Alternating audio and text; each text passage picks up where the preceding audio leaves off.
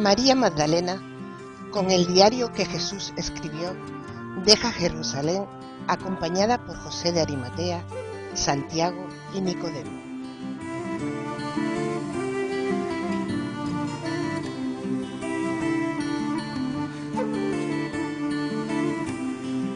Tras desembarcar en el sur de Francia, se dirige a la Gallaecia. Antes de regresar a Jerusalén, deja el diario de Jesús a Nicodemo, temiendo que se lo puedan robar en el camino.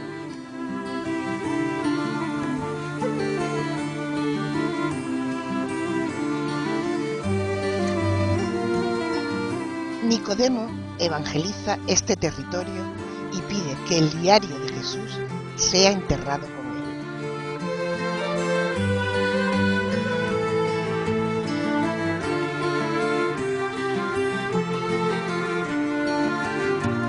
En el 2010, los protagonistas de nuestra novela localizan el cofre conteniendo el diario de Jesús en el fondo del pantano de Ricobayo, donde estuvo la iglesia San Pedro de la Nave.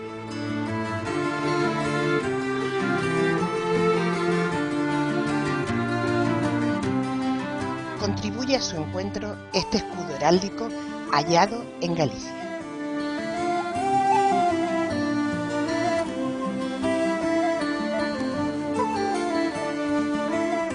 Y lo que descubren en el retablo de San Blas de la Catedral de Astorga.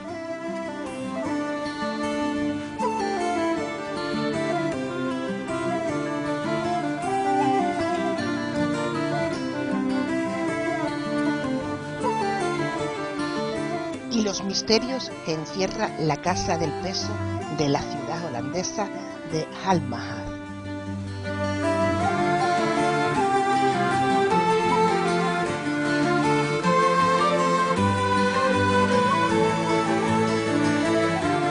Tras descifrar sus mensajes, trazan el itinerario recorrido por el diario de Jesús.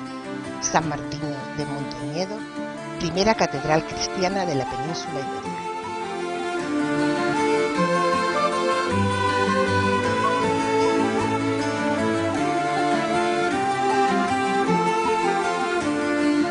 San Miguel de Lillo, en Asturias.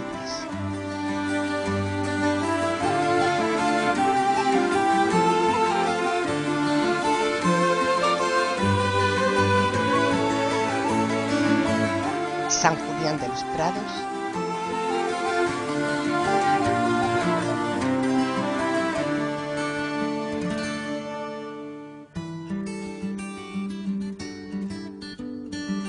San Salvador de Valdedios, el Conventín en Villaviciosa.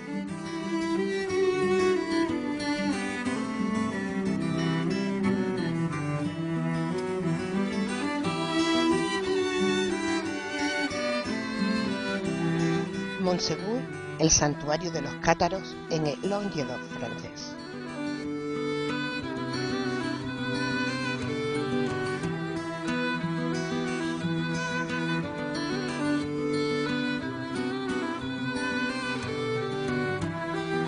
El emperador Carlos V lo llevó siempre en su escarcela y lo entregó en custodia a Teodoro Aemelius, tutor de Arminius.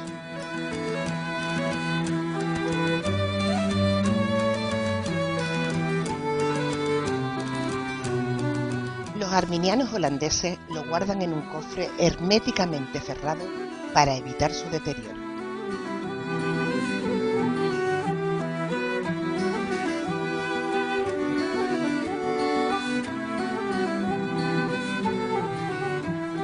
Sin embargo, nuestros protagonistas, que habían sido perseguidos y acosados por los fundamentalistas calvinistas y el Vaticano, logran descifrar la fórmula matemática utilizada para fabricarlo y que su constructor se llevó a la tumba.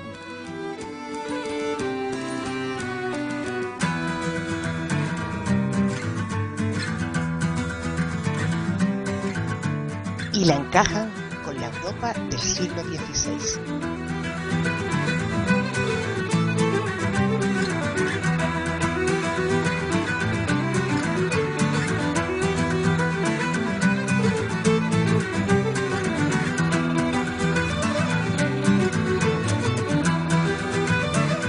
El autor ha investigado en bibliotecas bibliotecas de diferentes países y ha escudriñado piedra a piedra en muchísimos lugares de Europa para llevarles a ustedes esta nueva novela.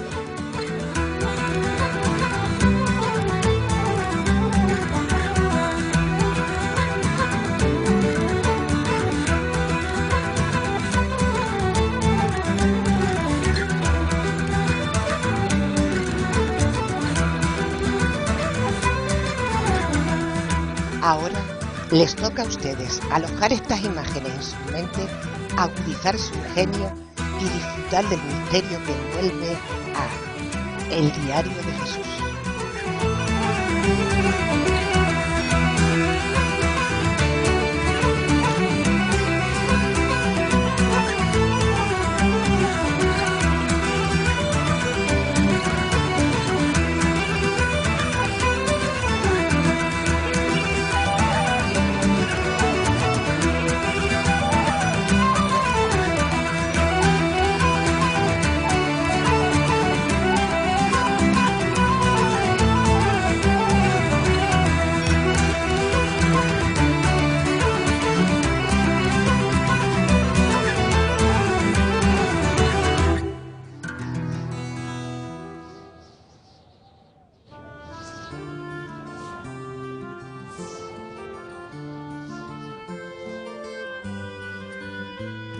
Hola, muy buenas tardes. Muchísimas gracias por asistir a la presentación de la novela Buscando al Diario de Jesús, escrita por don Manuel Sánchez Bracho. Hace menos de un año que también don Manuel nos convocaba para su antología poética Sentires y como es tan prolífico, pues aquí nos tiene de nuevo con su novela. Nos acompañan en la mesa Rocío Sánchez Rivera, el autor don Manuel Sánchez Bracho y Juan Gaitán. De Rocío, deciros que es una gran periodista. Ella trabaja para la publicación Viva del Campo de Gibraltar y El Faro de Algeciras. Además, también ha colaborado con Onda Luz Televisión. Y de don Juan Gaitán, pues él es escritor, crítico literario, columnista y también autor de, por ejemplo, la novela Donde las nubes dan sombras, también un poemario, Juglaría, y un gran amigo de don Manuel. Así que agradecer también, que no se me olvide, la magnífica presentación, el montaje hecho con todos los lugares y escenarios donde se desarrolla la novela, que el autor ha visitado para dar más credibilidad a esta novela, que muchas veces ya, cuando se ve la fotografía, se confunde si es ficción o si es realidad. Así que Rocío realizará la semblanza del autor y don Juan Gaitán, que ya ha tenido la suerte de poder leer la novela, pues nos revelará su impresión sobre la misma. Pues agradeciéndole de nuevo su asistencia, deseo que pasen una buena tarde, un buen ratito aquí agradable. Veo que además de muchos amigos y muchos amantes de la lectura, y después don Manuel, cuando termine la presentación, en la sala anexa, pues firmará los ejemplares a todos que así lo deseen. Muchísimas gracias y buenas tardes. Muy buenas tardes. Yo lo primero que tengo que hacer es decir que estoy súper contenta, Manolo, de poder estar hoy aquí a tu lado presentando la última novela, Buscando el Diario de Jesús, porque sé que es un día muy importante para ti y sobre todo eso, decirte que estoy encantada de estar aquí. Hace un par de semanas Manolo me llamaba y me daba la sorpresa de pedirme que estuviera esta tarde aquí acompañándolo. Yo ahora mismo tendría que estar cerrando un periódico en Algeciras, pero esto la verdad es que no me lo podía perder y bueno, aquí estoy. Y tengo que decir que estoy en calidad de amiga y no en calidad de periodista sobre todo. Yo tengo su biografía en mis manos, pero yo creo también que sobra relatarla porque la mayoría de ustedes saben que Manuel es escritor, lleva ya 22 libros publicados, con una media de un libro cada año y medio aproximadamente. Manolo también es conferenciante, compositor, maestro, saben que fue director del Colegio Juan XXIII durante más de 25 años. Ha sido alcalde de Estepona, ha sido concejal en este ayuntamiento, presidente de la Mancomunidad de Municipios de la Costa del Sol y de Acosol, forma además parte de la Sociedad Española de Paleontología. Bueno, un currículum muy extenso. Este hombre está claro que no ha parado en toda su vida. Hace un momentito nos tomábamos un cafetito abajo en la cafetería y contaba que él de joven, pues para poder costearse los estudios, como era de una familia humilde, incluso a lo mejor me mata por lo que voy a decir, pero decía que liaba cigarrillos para venderlos. Entonces, miren cuánto han cambiado las cosas desde aquel Manuel Sánchez Bracho de 18 20 años al Manuel que tenemos hoy aquí sentado con este pedazo de currículum a sus espaldas. Yo quizás sea hoy una de las personas que conoce a Manolo desde hace menos tiempo, probablemente menos que muchos de ustedes. Yo conocí a Manolo hace 10 años, recuerdo que era por aquel entonces concejal de Cultura aquí en el Ayuntamiento de Estepona, y cuando fui a hacerle la primera entrevista recuerdo que unos compañeros me dijeron: cuidadito, que menudo genio que se gasta Bracho.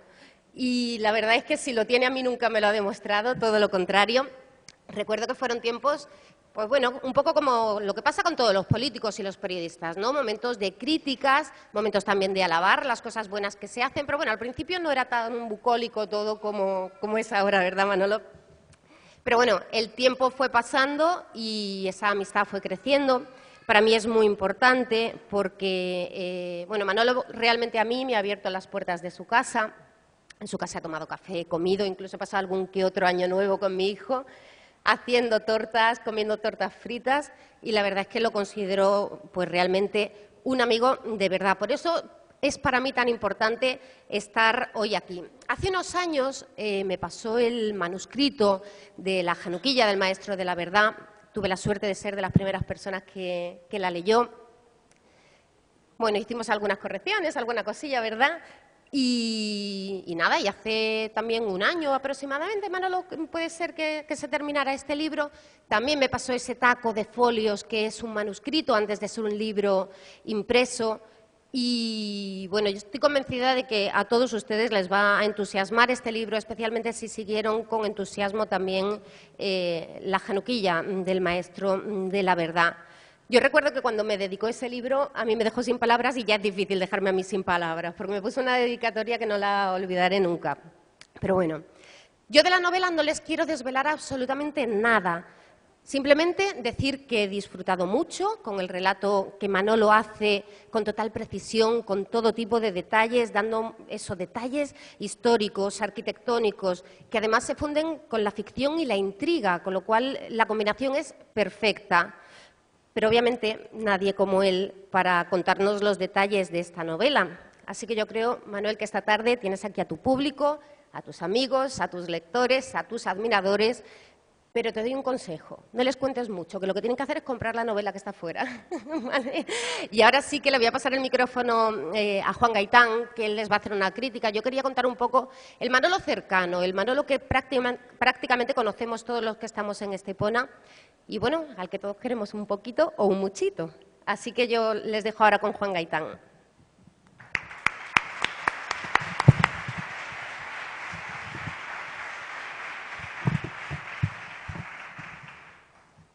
Buenas tardes. No sé si se me oye bien. ¿Sí? Pues de nuevo, buenas tardes a todos. Aristóteles, en el capítulo 9 de su Poética, escribe acerca de la historia y la poesía. La misión del poeta, dice Aristóteles, no es tanto contar las cosas que realmente han sucedido, cuanto narrar aquellas cosas que podrían haberlo hecho de acuerdo con la verosimilitud o la necesidad. El poeta y el historiador se distinguen en que el historiador cuenta los sucesos que realmente han acaecido y el poeta los que podrían acaecer.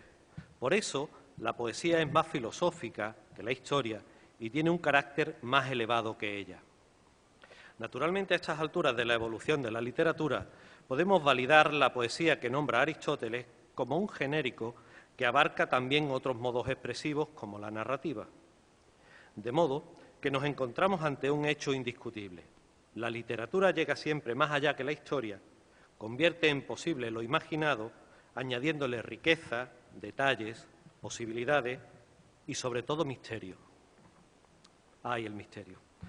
¿Qué sería de los escritores sin el misterio? El misterio es una de las esencias de la literatura. Todo comienza cuando nos preguntamos algo, cuando queremos ver el lado en sombra de las cosas, los descosidos que siempre tiene eso que llamamos realidad y que no es más que un convencionalismo, un acuerdo al que hemos llegado para dar carta de validez a una, solo una, de las infinitas posibilidades que tiene cualquier hecho. En uno de los más inspirados y mágicos comienzos que jamás tuvo un relato, Ernest Hemingway hace un empleo magistral del misterio. En su relato Las nieves del Kilimanjaro, el viejo Hemingway dice: el Kilimanjaro es una montaña cubierta de nieve de 19.700 pies de altura y dicen que es la más alta de África. Su nombre en masái significa la casa de Dios. Cerca de la cima se encuentra el esqueleto seco y helado de un leopardo, y nadie ha podido explicarse nunca qué estaba buscando el leopardo por aquellas alturas. Ya tenemos establecido el misterio, ya tenemos los mimbres para tejer la historia. De eso, de misterio y de literatura, he venido a hablarles hoy. Pocas cosas hay más misteriosas que la vida de Jesús de Nazaret, y no será porque no se han escrito millones de páginas en torno a su figura. Para unos es el Hijo de Dios y Dios mismo, para otros un profeta y para otros un rabino que fue más allá de donde debía. Hay más de 50 evangelios llamados apócrifos, es decir, que no son admitidos por una u otra razón por la Iglesia Católica, que solo acepta la validez de 4 de ellos, los de Mateo, Marcos, Lucas y Juan, inspirados, según su doctrina, directamente por la divinidad. Pero el Evangelio definitivo, el único, el absoluto, incluso por encima de esos 4, sería no el que estuviese inspirado por Dios, sino el que estuviese escrito por su propia mano. Claro que en ese caso no estaríamos hablando de un evangelio propiamente dicho, sino del diario de Jesús. Muchas veces, para defender la validez del periodismo, sobre todo en estos tiempos tan difíciles, su necesidad y su tremenda importancia, dejo caer ante mis interlocutores una reflexión. Si en tiempos de Jesús de Nazaret hubiera existido el periodismo, si hubiese habido periodistas, hoy podríamos disponer de una entrevista con el nazareno y conoceríamos de primera mano sus opiniones, sus enseñanzas. No tendríamos que recurrir a un auto de fe. Un simple ejercicio de hemeroteca sería suficiente para acercarnos a su palabra. Desgraciadamente, no disponemos de esos documentos históricos ni periodísticos, pero disponemos de escritores, de gente que, siguiendo las enseñanzas de Aristóteles, nos cuentan qué pudo haber sido, cómo pudieron ocurrir los hechos, qué puede estar escondiéndose detrás de las versiones oficiales, que muchas veces son muy poco fiables. Pues con todo esto, por no alargarme demasiado, Manuel Sánchez Bracho ha construido una novela apasionante, divertida, con la carga suficiente de misterio como para hacernos leer sin despegarnos del libro hasta llegar al final. Una novela en la que, con una enorme intuición narrativa, ha sabido buscar unos personajes muy cercanos, muy reales, muy creíbles, y a través de ellos reconocemos intrigados una serie de misterios, de trampas, de verdades y mentiras. Una novela que se sustenta, además de en esa enorme intuición narrativa, en esa capacidad innata que tiene Manolo para contar historias, para hacerte entrar en su relato y dejarte atrapado ahí. Se sustenta, decía, en una montaña de información, en una cantidad ingente de datos, comprobaciones, documentos, trabajo de campo y esfuerzo. Podríamos decir que Manolo es un escritor que no cansa porque es un trabajador incansable, de los que no dejan cabos sueltos, porque a veces roza, de tan documentado, más el reportaje que la novela. Buscando el diario de Jesús es la continuación de la novela La Januquilla del Maestro de la Verdad y camina por las mismas veredas que aquel libro que para muchos fue sorpresa y descubrimiento. En esta entrega, que no será la última, nos desvelaremos con las peripecias de la doctora Ariel Meyer y los científicos Luis Samuel, paleontólogo, Ildefonso del Valle, arqueólogo, y Benor, máximo dirigente de una organización secreta judía que quiere encontrar el diario de Jesús que María Magdalena, 2000 años atrás, había bajado del monte Tabor para transmitir al mundo la verdad de la religión de Jesús y no la que históricamente nos han contado. Pero no les avanzo nada más. Deberán ser ustedes quienes acompañen a estos personajes a través de medio mundo, desde el Palacio Arzobispal de Braga al sarcófago de Nicodemo, quienes busquen la escarcela del emperador Carlos V, el nieto de los reyes católicos, o viajen hasta la ciudad holandesa de Alkmaar, quienes corran con riesgos imprevisibles, desvelen secretos largamente guardados, sufran y amen con ellos. Deberán ser ustedes quienes, como en aquel cuento de Hemingway, suban hasta la cumbre del Kilimanjaro para, cerca de la cima, encontrar el esqueleto seco y helado del leopardo. Deberán ser ustedes, en fin, quienes disfruten de eso tan hermoso y a veces tan inexplicable, pero siempre necesario, que llamamos literatura. Muchas gracias.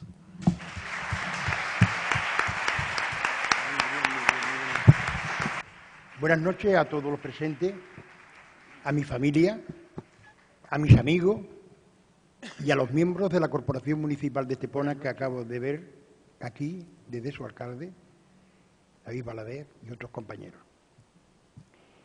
Mi agradecimiento a la Delegación de Cultura que nos ha ofrecido el Salón de Actos y de forma muy especial a Julio Peces, que nos ha ayudado muchísimo al montaje de lo que esta tarde vamos a ofrecerle. A quienes me han acompañado en la mesa, a María José López, conductora del acto, a Rocío Sánchez, mi entrañable amiga, por esas palabras y por esa amistad, a mi amigo Juan Gaitán, excelente periodista, articulista, escritor y crítico literario, a Juan y Ramón, a María Antonia López, a Luque, a Rosa Díaz y a Estela Sánchez Ruiz de Luna, porque han realizado el vídeo que acabamos de ver. Un gran vídeo en el que recoge diferentes momentos y diferentes secuencias de nuestra novela. Buscando el diario de Jesús es la segunda parte de las Januquillas del Maestro de la Verdad. Afortunadamente, un libro de gran éxito editorial y que ha traspasado, como ha dicho Juan, fronteras. Hoy la Januquilla del Maestro de la Verdad se puede leer en cualquier país del mundo. La suerte que Amazon la lleva y, lógicamente, Amazon hoy por hoy es la mejor editorial que existe, o al menos vendedoras de novelas. Mi nueva novela recoge hechos desde que María Magdalena, nuestra Marianne en la Januquilla del Maestro de la Verdad, baja desde el monte Tabor con el diario que Jesús escribió hasta que lo encuentran nuestros protagonistas hace un par de años en el pantano de Ricoballo, en la provincia de Zamora.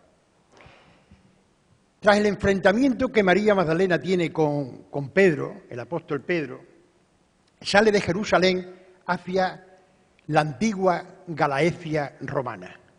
La Galaecia romana la formaban las provincias del norte Portugal, Galicia, León, Asturias y parte de Cantabria.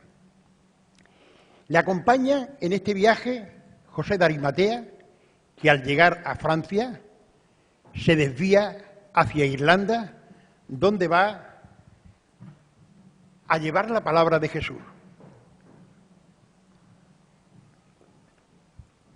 Ella continúa con Santiago y Nicodemo. Llegan, gracias a los niños por esta atención.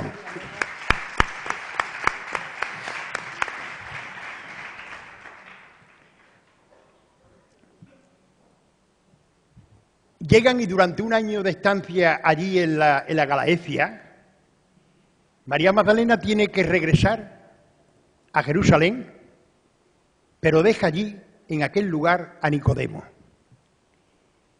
Por una serie de circunstancias, Nicodemo continúa con el diario de Jesús y pide que cuando lo entierren el diario de Jesús con él. El sarcófago de Nicodemo permanece en tierra gallega durante varios siglos. Durante este tiempo, el sarcófago, el diario de Jesús, es venerado por los cristianos aquellos viejos cristianos. En el año 325 tiene lugar un hecho que marcará un antes y un después en el cristianismo. Me estoy refiriendo al Concilio de Nicea, al que asisten varios obispos de la provincia romana de la Galaecia. Antes de nada, les voy a leer. Yo siempre cuando escribo un libro, en todos los libros que he escrito, los 22 anteriores, siempre he puesto un pensamiento. Y los pensamientos siempre han sido de otras personas, Amiano, Plutarco, bueno, una serie de personajes históricos para mí que me han parecido importantes. En esta ocasión, haciendo una excepción, he querido que el pensamiento sea mío, un pensamiento que coloqué un día, subí a Facebook. Y dice el pensamiento: la vida está llena de secretos.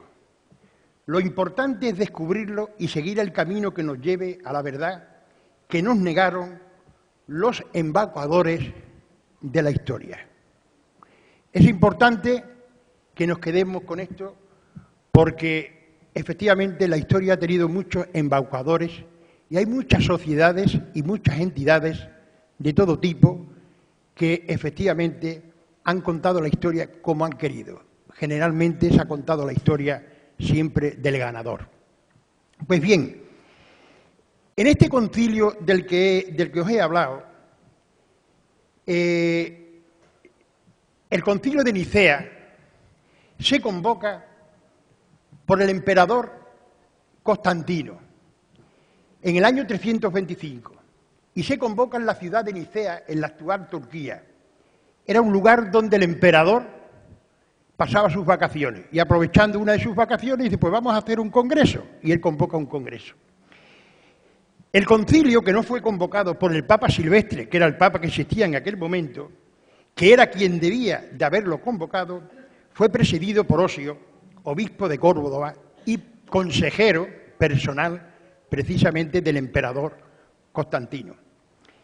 La mayoría de los obispos asistentes, unos 300, eran orientales, y a este concilio solo asistieron 2 representantes del Vaticano, porque ni el propio Papa Silvestre asistió. Y fíjense lo que de ese concilio salió, y os he dicho, marcó un antes y un después.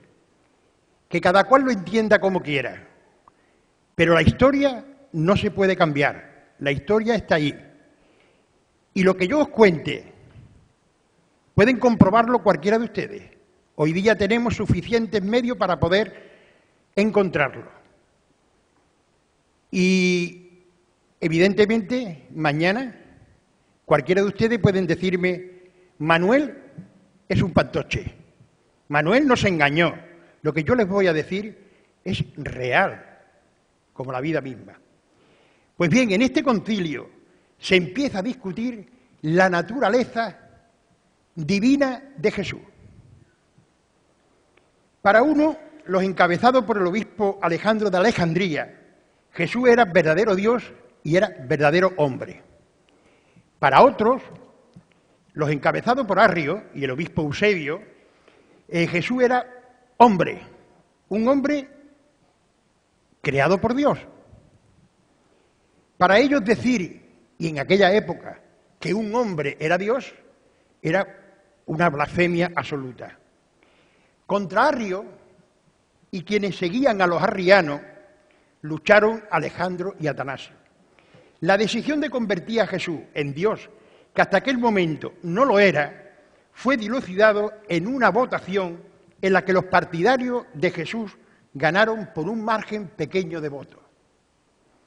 Debe de quedar claro que son un grupo de obispos, un grupo de hombres, los que convierten a Jesús en Dios. En un concilio, vuelvo a repetir, donde no asiste el Papa Silvestre. No le dio importancia, fijarse todo lo que salió de allí. Y repito, en un concilio convocado por Constantino, que nada tenía que ver con el cristianismo. Os diré que Constantino era el sumo sacerdote de la Iglesia solo invisto. Sumo sacerdote era el Papa, para que podamos entendernos, de una iglesia que no tenía nada que ver con el cristianismo. Era una de las muchas iglesias que existían en Roma. Era un político muy inteligente y buscó el apoyo de otras religiones. Por una parte, la religión que profesaba la iglesia de Mitra, que estaba arraigada en el ejército. Y, por supuesto, buscó el apoyo del cristianismo, que era el que en aquel momento tenía las masas populares. Solo invisto, la iglesia del emperador Constantino, de la que era, vuelvo a repetir, sumo sacerdote, fue el elemento unificador que diluía las diferencias entre la Iglesia solo invisto entre Mitra y entre los cristianos. Tan inteligente fue Constantino que a partir de aquel momento nace una religión, digámosles, nueva. A partir de aquel momento podemos decir que nace lo que se conoce con el nombre de catolicismo, una religión que se va a extender, digámosle, por todas las provincias del Imperio Romano principalmente. Solamente quiero hacer una aclaración, porque podías exponerle todo lo que sale del concilio de Nicea, pero evidentemente no lo voy a hacer por razones obvias. Solamente les voy a decir una cosa. ¿Por qué entre lo que allí ocurre hay algo que para mí me llama mucho la atención? Fíjense que en ese concilio Jesús entra como Mesías. Mesías, como ya vimos en la Januquilla del Maestro, la verdad, no es un personaje religioso, es un personaje político. Mesías era el libertador, el ungido, era el libertador del pueblo de Israel, que lo preparan para luchar contra el Imperio Romano, que era el que tenía subyugado precisamente a los judíos. Pues bien, Jesús entra como Mesías y sale como Dios. Pero si sale como Dios, deja vacante, y esto intento explicarlo como si estuviese en la escuela, deja vacante lo de Mesías. ¿Quién cree usted que a partir de ese momento se hace Mesías? Constantino. Jugada perfecta. Y los propios padres de la Iglesia, esto está escrito, y textualmente podría hasta leerle cómo lo hacen. Los propios padres de la Iglesia dicen que efectivamente Constantino es el Mesías que viene a libertar al hombre en la tierra. Tiene castaña la cosa. Los arrianos, que habían defendido la naturaleza humana de Jesús y que fueron en aquel concilio declarados herejes porque perdieron aquella votación, pues fueron perseguidos. La Iglesia, a partir de aquel momento, que había sido perseguida, se convierte en perseguidora. Y como perseguidoras, ha continuado siglo y siglo y siglo, y siempre al lado de los poderosos, y siempre al lado de los fuertes, y bastante lejos del débil, con lógicamente sus excepciones. Afortunadamente pienso que en este momento estamos en buenas manos, como pueda ser el Papa Francisco. Pero bueno, de todo ha habido en la viña del Señor, y todos sabemos a lo que me estoy refiriendo. Y los métodos que se han empleado, cualquiera de ustedes lo saben y inconscientemente lo tienen. Yo, cuando escucho hablar, se habla del Padre Francisco, del Papa Francisco, pues la gente dice, vamos a ver lo que dura. Diciendo lo que está diciendo, vamos a ver quién. Y efectivamente es que todos sabemos los métodos que se han venido utilizando a lo largo de la historia. Los obispos arrianos, que empiezan a ser perseguidos, pero arriano es una palabra peyorativa, eran cristianos, y quizás los cristianos más cercanos a Jesús.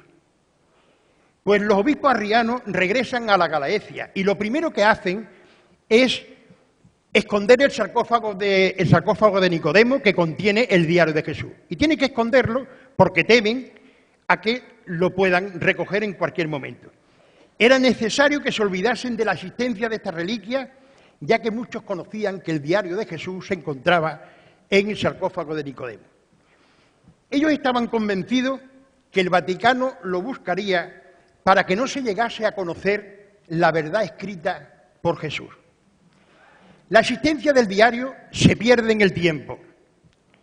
El diario, con el sarcófago de Nicodemo, es trasladado de un lugar a otro, ante el temor en un principio de que pudiese ser descubierto y destruido en primera instancia pues, por los bárbaros que venían invadiendo todo el norte de la península ibérica. Más tarde, posteriormente, por los musulmanes que entraron en el 711 por Gibraltar, al mando de Tarí, pero que fueron extendiéndose poco a poco a lo largo de todo el territorio. Después de estar escondido el diario de Jesús por diferentes lugares del continente europeo y evidentemente la península ibérica, es sacado del sarcófago en un momento determinado de la historia y estuvo guardado en la escarcela que el emperador Carlos V lleva. La escarcela es este bolso, que ahí pueden verlo, el bolso que el emperador Carlos V lleva en su cintura. Perdón.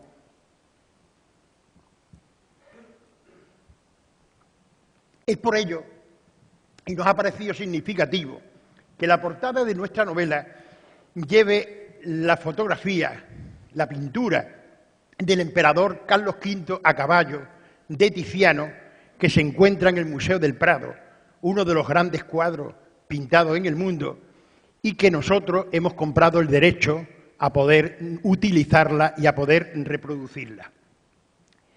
Puedo deciros que el diario de Jesús fue llevado desde la Gallaecia, pasando por Francia, pasando por la Bélgica, y llegó a Holanda, donde, por una serie de circunstancias, se quedaron con él los arminianos holandeses, que era un grupo que se habían escindido de los calvinistas. Los protagonistas de nuestra novela son los mismos protagonistas de la Januquilla del Maestro de la Verdad. Como ha dicho Juan Gaitán, nos encontramos con Ildefonso del Valle, nos encontramos con Luis Anuel, nos encontramos con Benor y un personaje nuevo que aparece aquí, que es Ariela, mi querida Ariela. Estos son investigadores de diferentes nacionalidades, entre ellas españolas. Ellos van descubriendo y van descifrando, para encontrar el diario de Jesús, una serie de elementos, una serie de misterios que van encontrando.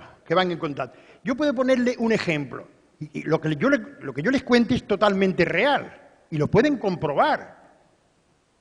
Que no es una fotografía que aparece ahí en un vídeo que Estela Sánchez Ruiz de Luna extraordinariamente monta. No.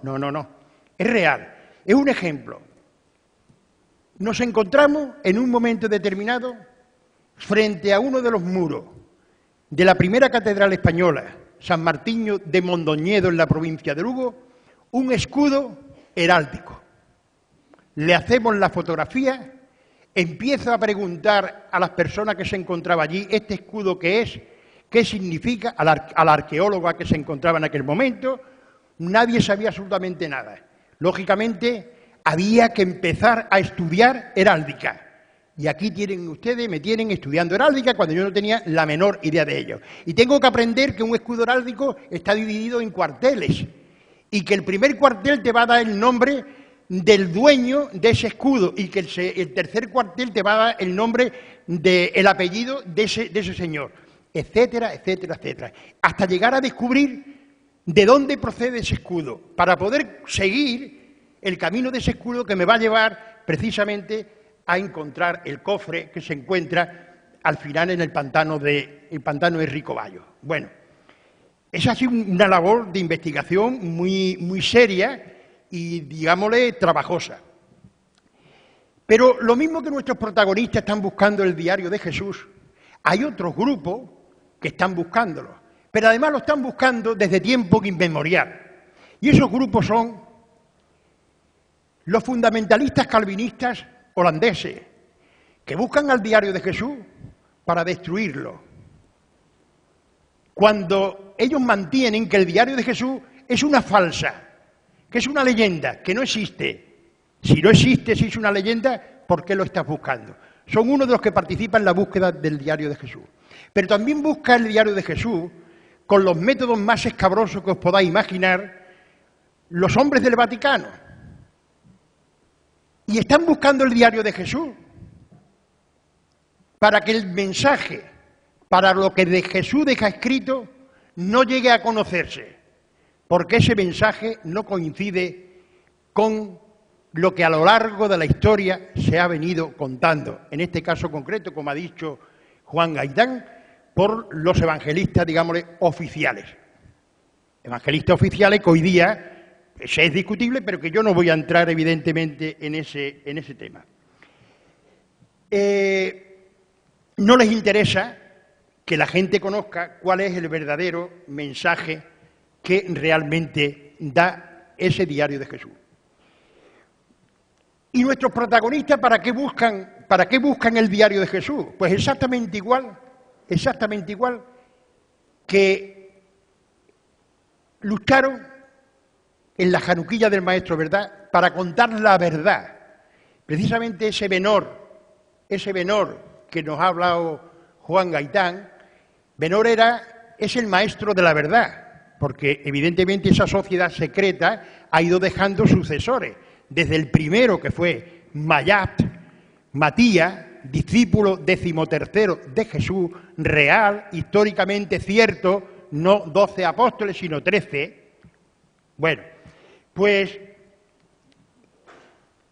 en esta búsqueda también aparece otra entidad, el Mossad israelí. ¿Qué hace el Mossad israelí en esta historia? Pues estos grupos son los que están buscando al diario de Jesús. Esta pregunta que yo me hago, ¿qué hace el Mossad en la búsqueda esta? Venimos haciéndolo todo lo que hemos investigado en el tema de conocer al verdadero Jesús. Es la que encontraremos, estas verdades las encontraremos en buscando al diario de Jesús. Me gustaría que quede claro que este no es un libro religioso, aunque el título pueda realmente parecerlo.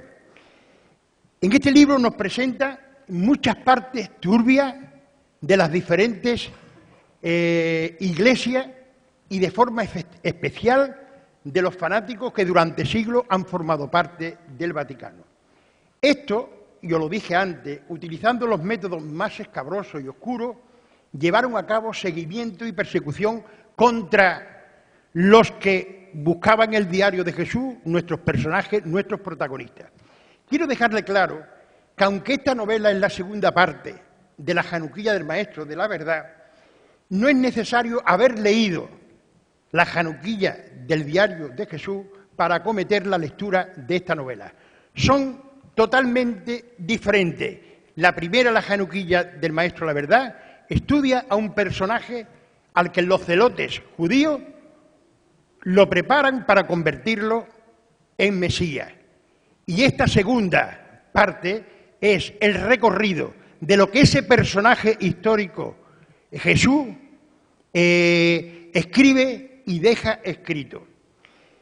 Yo le he expuesto en líneas generales lo que es nuestra novela. Sí quiero decirle, no soy tonto, que no le he descubierto absolutamente nada, porque si no, no tendría sentido. Quizá a lo mejor lo he predispuesto a que la lea, pero nada más. Por último, le diré que Buscando el diario de Jesús es una novela histórica que contiene aventura, misterio, intriga, una base histórica muy seria, gran tensión narrativa y sobre todo un final emocionante e inesperado. Yo los otros días recibí un mensaje allá por las 12 de la noche. El mensaje lo recibí o lo leí de mi hija. Mi hija es una gran lectora y yo creo que hasta la mejor crítica que puede tener un escritor, porque más dice las verdades del barquero y pone siempre los puntos sobre la i. Ella me dijo, me ha gustado, y le pregunté, y el final, dice, totalmente inesperado. Y efectivamente, nadie se espera el final, al igual que pasaba con la Januquilla del Maestro de la Verdad, que el final no se descubre hasta las últimas páginas. Pues aquí está ocurriendo otro igual, pero todavía hasta más intrigante. He terminado, he procurado que cada página de este libro sea un descubrimiento nuevo para el lector. Y después he utilizado una técnica que cada capítulo que se termina, valga la redundancia, con una interrogante que hace que el lector se predisponga a seguir leyendo, a continuar con la lectura del siguiente. Quiero deciros, y tengo que dejar muy claro, que para mí el personaje históricamente más importante que ha nacido, sin la menor duda, es Jesús. Quiero deciros que para mí el personaje al que siempre he admirado y he llegado hasta estar enamorado de él, por la fuerza que ha tenido y por los bemoles que siempre mantuvo. Puedo deciros que esa figura de Jesús luchó con las armas más poderosas que existen en la humanidad, que es precisamente el amor y la palabra.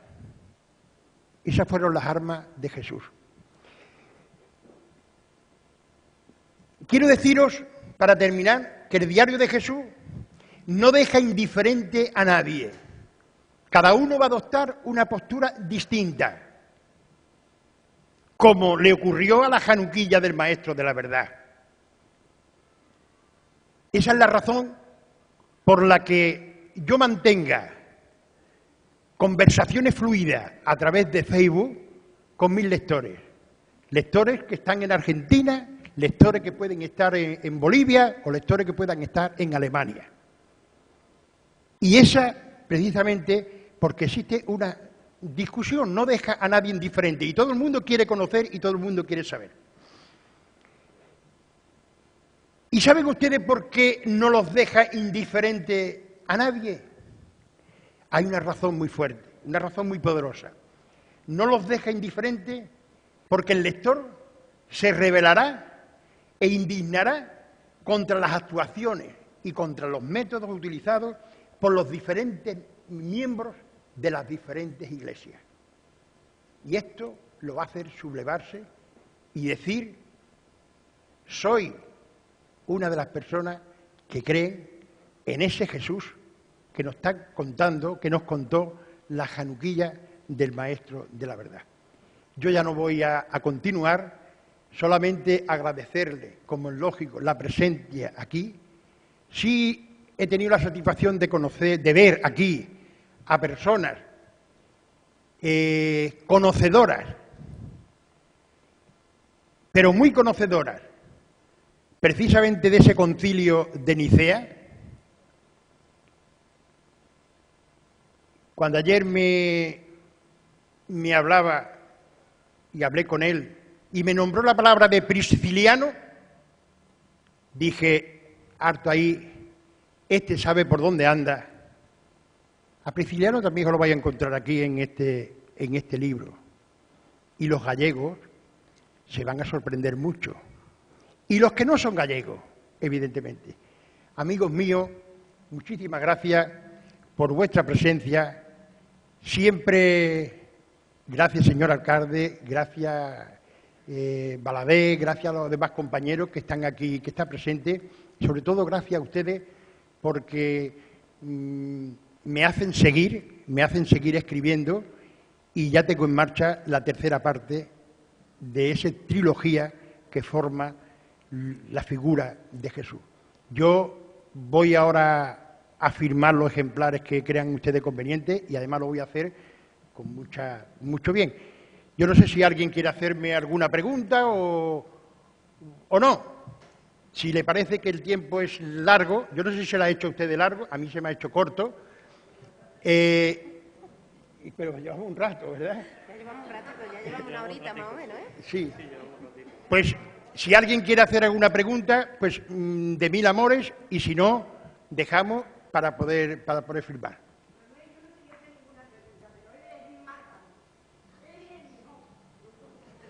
La más grande eres tú.